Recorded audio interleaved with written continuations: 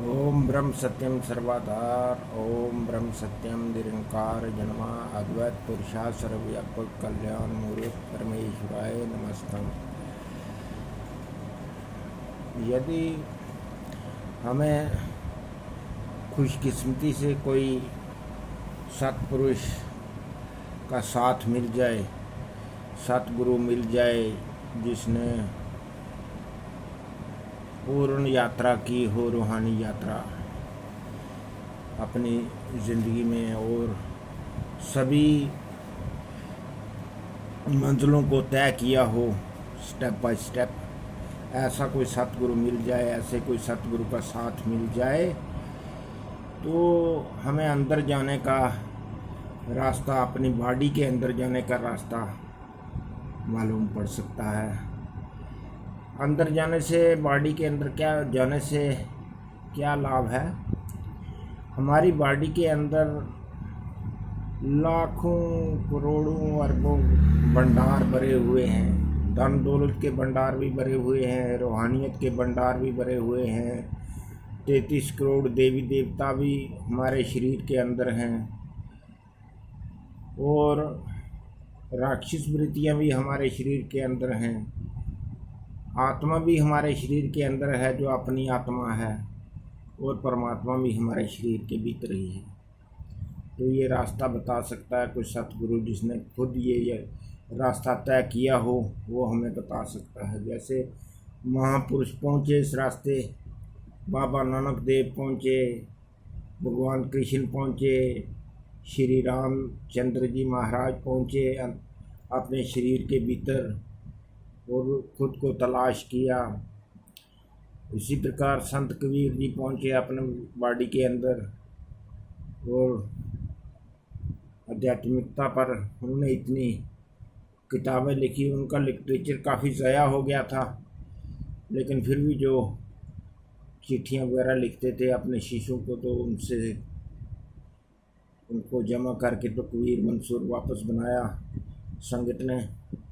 इसी प्रकार गुरु रविदास जी पहुँचे अंदर, और बड़े महा ऋषि मुनि संत महात्मा, जिन्होंने अपने शरीर की यात्रा, रूहानी यात्रा, आध्यात्मिक यात्रा, रूहानी सफ़र तय किया और पूरी ब्रह्मांड को देखा।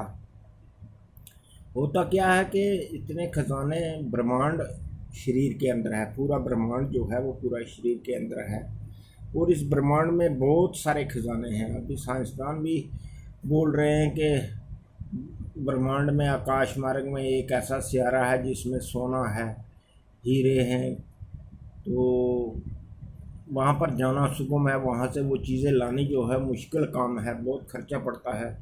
इतना फ्यूल ही नहीं है किसी के पास कि इतनी दूर वो जा सकें विमान को लेकर, रॉकेट या किसी तरीके से वो जब पहुंच सकें। लेकिन बाबा नानक ने वाणी में, गुरु ग्रंथ साहब में जिक्र किया है, लख आकाशां दर आकाश, लख पतालां दर पताल। मतलब कि बाबा नानक ने 1 लाख आसमान, उस जिस समय ये दोहा प्रकट हुआ, वाणी सचखंड से आई उनके शरीर में, तो उस वक्त तक वो 1 लाख आसमान तय कर चुके थे, और 1 लाख पताल। पताल क्या होता है और आकाश क्या होता है? हमारी नाभि जो है, नाभि टुन्नी जिसको बोलते हैं पंजाबी में, नाभि स्थान से ऊपर जो है ये आकाश मार्ग है, और नाभि स्थान से नीचे जो है ये पाताल लोक है। तो पाताल लोक में भी खजाने, बहुत सारे धन दौलत के खजाने हैं। जिस प्रकार आप दुनियादारी में देखते होंगे, काले धंधे करके लोग पैसा कमाते हैं, बहुत पैसा वो है काले धंधे में। तो ये नाभिस्थान से नीचे की सोच है, नाभिस्थान से नीचे की सीढ़ियाँ हैं ये।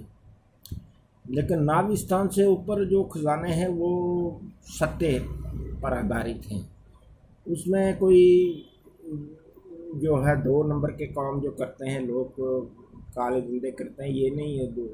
उसमें सत्य पर सब कुछ आधारित है, जो नाभि स्थान से ऊपर है। अलबत्ता काल पुरुष का प्रभाव जो है वो पाताल लोक से लेकर लाखों पताल जो बाबा नानक ने देखे थे, ये लाखों पताल उससे भी ऊपर। अभी तो उसके बाद भी ये दोहा जो दर्ज होने के उपरांत भी गुरु ग्रंथ साहब में जब ये दोहा दर्ज हुआ, उसके बाद भी बाबा नानक ने बहुत सब्र किया। पता नहीं कितने लाखों आसमान और कितने लाखों पाताल को देखा बाबा नानक देव ने, क्योंकि रूहानी सफ़र जो है ब्रह्मांड का सफ़र है, ऊपर भी और नीचे भी। तो इस प्रकार काल पुरुष का प्रभाव जो है वो ऊपर एक आकाश मार्ग में बहुत पता नहीं कितने आसमानों के ऊपर जो है एक रेखा है, उस रेखा तक कमिटमेंट है ऑलमाइटी गॉड से काल पुरुष की। क्योंकि काल पुरुष कोई अलग नहीं है, काल पुरुष ऑलमाइटी गॉड का ही बेटा है। ऑलमाइटी गॉड ने एक दफ़ा क्या हुआ कि जब मस्ती में आए परमात्मा, परमपिता परमात्मा, तो उन्होंने अपने ज्योत से एक चिंगारी जो है, अपने ज्योति तो है, ज्योति बिंदु स्वरूप ही तो है परमात्मा, तो उन्होंने अपनी बॉडी से एक चिंगारी जो है अलग करके रख दी। पता नहीं क्या उनके मन में मस्ती आई, तो उस चिंगारी ने 4 चौकड़ी युग तपस्या की। सतयुग त्रेता द्वापर कलयुग 1 चौकड़ी होगी, सतयुग त्रेता द्वापर कलयुग 2 चौकड़ियाँ होगी, फिर सतयुग त्रेता द्वापर कलयुग 3 चौकड़ियाँ, और सतयुग त्रेता द्वापर कलयुग 4 चौकड़ियाँ युग तपस्या की। तो भगवान ने आँख खोली, तो भगवान को ज्ञान हुआ कि ये बच्चा तो 4 चौकड़ी युग से तपस्या कर रहा है। तो उसको कहा भगवान ने कि आप वर मांगिए। तो उस काल पुरुष ने बोला, पिताजी मुझे सृष्टि बनानी है, ब्रह्मांड बनाना है, सूर्य चांद सितारे बनाने हैं, धरती बनानी है, आकाश बनाना है, पाताल बनाना है, और धरती पर आत्माएं चाहिए, मुझे बीज चाहिए 84 लाख योनियों का, उसमें सर्वश्रेष्ठ जो है वो मानव जाति होगी। तो मानव जाति जो है आपकी तपस्या करेगी और वापस आप में मिलती जाएगी, आपकी ज्योत में मिलती जाएगी। तो ये कमिटमेंट है, एक रेखा है, उस तक काल पुरुष का प्रभाव है। तो बाद में तो काल पुरुष ने कोई किसी को तपस्या करना ही नहीं दी स्वार्थ में आकर। तो फिर जो है वो दोबारा एग्रीमेंट हुआ बाप बेटे का। तो उसके बाद जो है उसने एक रेखा बताई कि उस रेखा से बाहर जो निकल जाएगा, आकाश मार्ग में एक रेखा है, तो उस रेखा के बाद वो उसका प्रभाव जो है उसको वो रोकेगा नहीं किसी मानव को भक्ति करने के लिए। लेकिन उस रेखा के नीचे काल पुरुष बहुत सारे वादा डालता है, बहुत सारी रुकावटें पैदा करता है भक्ति में। तपस्या जो करते हैं उनको पता होता है, अनुभव होता है इस बात का।